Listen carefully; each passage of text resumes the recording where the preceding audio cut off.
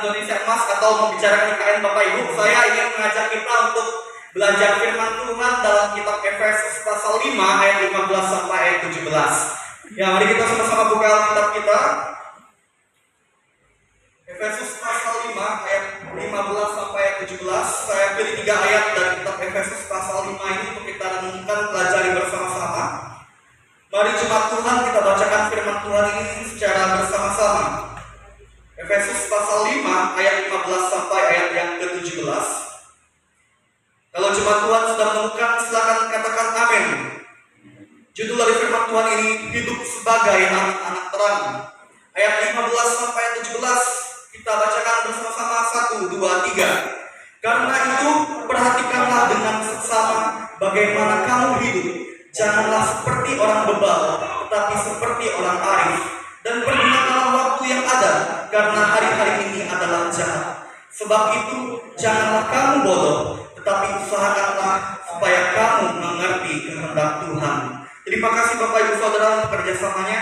Dikatakan berbagi oleh firman Tuhan adalah setiap kita yang mau mendengar firman Tuhan dan mau melakukan firman Tuhan itu dalam kehidupan kita hari lepas hari.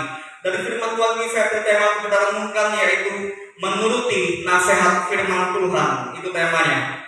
Ya Bapak Ibu Saudara, nasihat firman Tuhan yang ditujukan kepada jemaat di Efesus yang disampaikan oleh Rasul Paulus, seorang hamba Tuhan yang tidak asing untuk kita, supaya jemaat Efesus pada waktu itu mereka menjadi penurut-penurut Allah yang bersedia, yang mau menuruti firman Tuhan. Ya Bapak Ibu Saudara, nasihat firman Tuhan itu pasti mendatangkan kebaikan, mengarahkan umat Tuhan untuk hidup di dalam jalannya Tuhan, hidup sesuai kehendak Tuhan, hidup memuliakan Tuhan.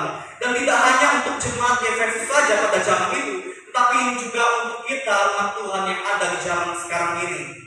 Kita perlu untuk selalu menerima, mendengar nasihat firman Tuhan Bapak Ibu, karena dengan nasihat firman Tuhan itulah yang selalu bisa mengingatkan kita agar dalam hidup ini kita semakin lebih hati-hati, dan supaya kita jangan jatuh ke dalam godaan-godaan dosa, dalam godaan-godaan duniawi, agar kita terhindar dari segala hal-hal yang jahat di hadapan Tuhan.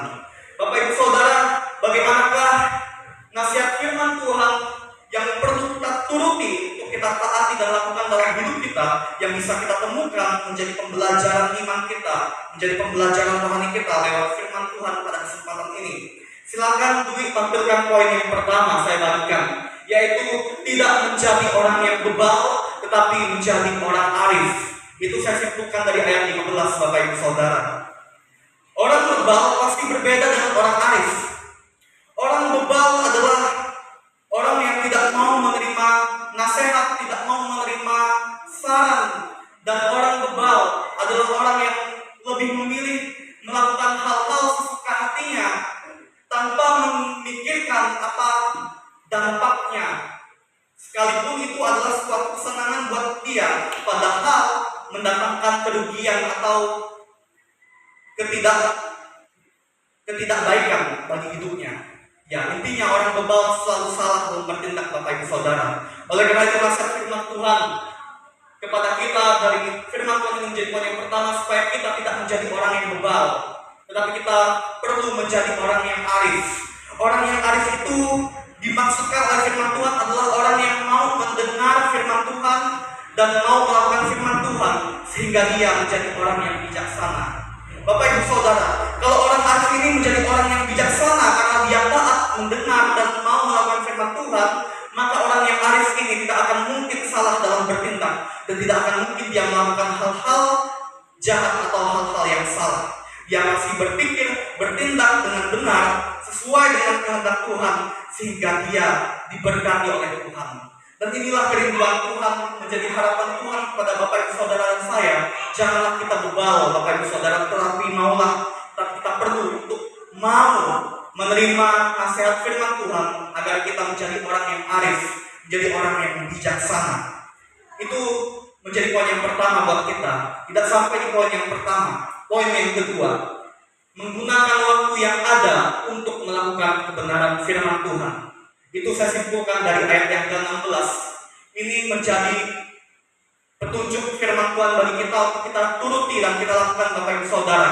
Karena ini adalah nasihat firman Tuhan bahwa janganlah kita menyia-nyiakan waktu yang ada dalam hidup kita dengan melakukan hal-hal yang tidak bermanfaat untuk kerohanian kita atau hal-hal yang bisa merugikan kerohanian kita. Mari kita isi waktu hidup kita dengan hal-hal yang positif, hal-hal yang baik dan yang paling penting bermanfaat untuk kerohanian kita.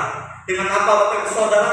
Kita isi waktu-waktu yang ada dalam hidup kita dengan melakukan kebenaran firman Tuhan, menjadi pelaku firman Tuhan Bapak Ibu Saudara, di mana firman yang selama ini kita sudah dengar dan sudah kita terima yang menjadi nasihat bagi hidup rohani kita lakukan itu dalam waktu-waktu hidup kita, supaya waktu-waktu hidup kita bermakna dan menjadi berkat bagi hidup kita, bagi keluarga kita, bagi sesama kita.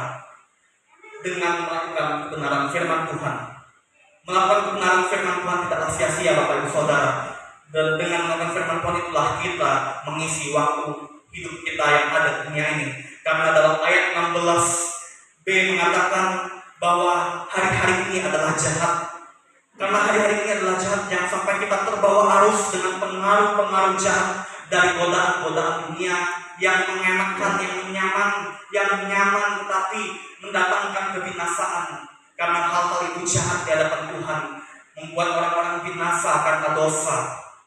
Bapak Ibu Saudara, Tuhan mengharapkan kita agar kita mengisi waktu-waktu yang ada dalam hidup kita dengan melakukan kebenaran firman Tuhan dan dengan semakin lebih dekat kepada Tuhan dalam hidup ini. Tidak sampai di poin yang kedua, poin yang ketiga, yang terakhir saya kembalikan kepada Bapak Ibu Saudara, yaitu mau belajar untuk mengerti kehendak Tuhan. Itu saya simpulkan dari ayat yang ke-17. Dan ini adalah nasihat firman Tuhan, Bapak Ibu, yang harus kita turuti. Bahwa kita perlu untuk selalu hari demi hari belajar dengan tidak bosan, belajar untuk mengerti kehendak Tuhan. Ya, kehendak Tuhan itu sempurna, mengarahkan kita, menuntun kita kepada hal-hal yang baik, yang menyukakan dan menyenangkan hati Tuhan. Dan itu yang harus kita usahakan Bapak Ibu Saudara. Kita harus memiliki kesadaran untuk mau semakin lebih mengenal Tuhan, lebih lagi dekat kepada Tuhan, untuk mengerti kehendak Tuhan. Dan kehendak Tuhan inilah yang menjadi prioritas atau yang paling utama untuk kita usahakan, kita lakukan dalam hari-hari hidup kita Bapak Ibu.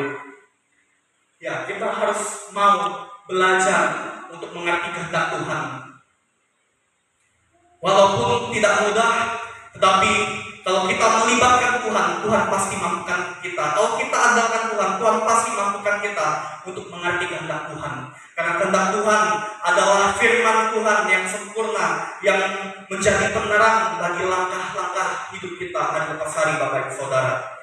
Ya, 3 poin saya bagikan kepada Bapak Ibu Saudara untuk kita bersama-sama mengerti 3 poin yang menjadi pembelajaran rohani bagi kita untuk kita menuruti nasihat firman Tuhan.